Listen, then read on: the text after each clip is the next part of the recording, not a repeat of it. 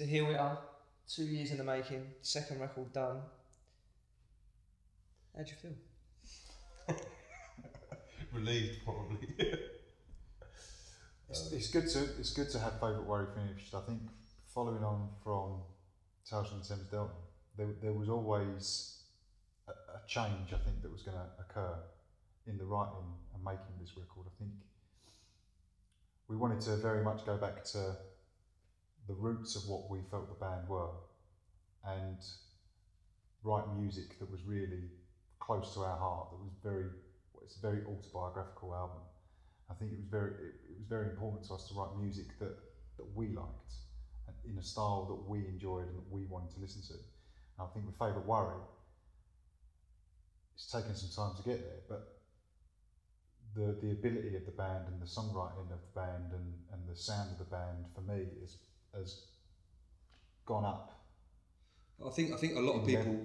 I think a lot of people will hear a shift in the sound, but the reality of it is that we've been in this band a long time, and we've always been at the core a soul band. And I think when you look back on the Milk, I think it'll be the first album, which is the divergence from what we truly are. I think this record is us coming back to what we what we're good at. What we always intended to be. Yeah. All we ever really wanted to be was just a really good R&B rhythm section. Yeah.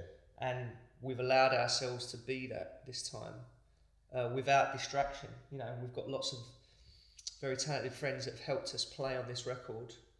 But yeah, it's just lovely just coming back to that core fundamental that we set out from day one, which is we just wanted to be the best R&B rhythm section we could be. And write something, back to playing live. I mean, for goodness' sake, in a world,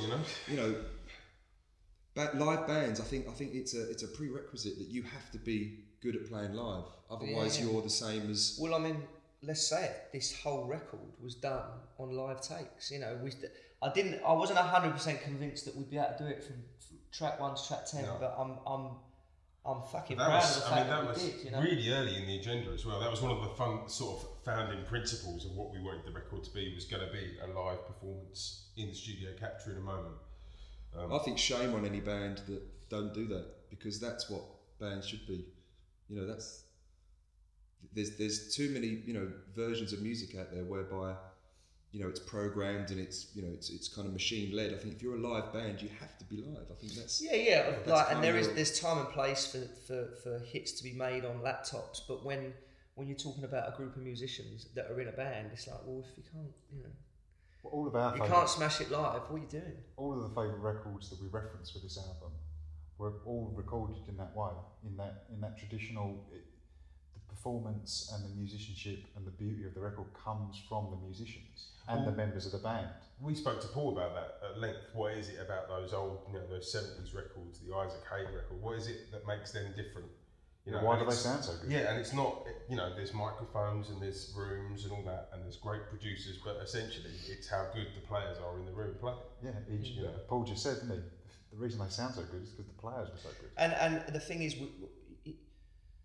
when you're under that pressure as a band, knowing that tapes rolling, everyone's watching you, and time is precious. That's what brings out that sense of performance. And if you don't have that pressure and you're just making a record in your bedroom with your laptop and no one's watching and you can do it endlessly, then that's that urgency in the performance, that sense of having to up your game for a take is gone. It's lost. And I think you can hear that on certain records. You can definitely hear that. And for me, when we start we're going to put this record out now and we're going to unpick this for everyone. And I know we all feel the same way about lyrical content. To a certain extent, I've always preferred it, and we've always preferred it when songwriters don't give too much away in terms of unpicking what the lyrics mean. And good luck to you if you can figure it out. Not to say that we're offering up ourselves as the next Dylan, but that's not the sort of stuff I really want to talk about when it comes to sharing how we made this record. But what I really want everyone to know about is the way that we made this record, the way that we chose to play on it.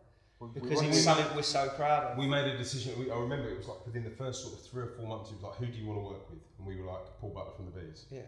And from that point onwards, that was end game. We're going to make that happen. And we got in and did the first sort of session where we got, was it 3 or 4 tracks for the record done? 4 tracks done, and then it was, we had to go back and do more writing, get more budget together to go and do the next bit, But that didn't change. We kept that focus about where we wanted to do it, which was, at Shale Abbey with Paul, and live, and keep that continuity. We had a real clear vision about what it is we were trying to achieve, and the sound we wanted to create.